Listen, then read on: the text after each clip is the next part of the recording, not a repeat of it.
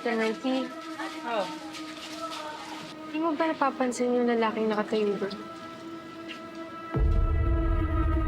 Eh, kanina pa tingin ng tingin sa'yo. Tingin ko may masamang balak sa'yo. Uy, Tom. Tumawag ka na nga ng polis. Hindi na kailangan. Ako nakakausap.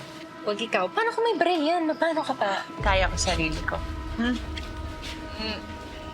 Ate, samahan na kita. Okay, sige. Samahan na na. Oo, samahan na naman. Saan siya na? Kailangan niya po ng tulong? Miss Mercy. Ako po si Eduardo Gonzalez. Isa po akong teacher.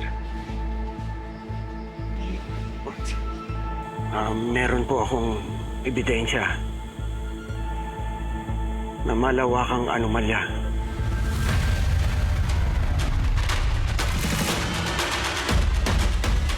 Na ginawa ni Gobernador Uy.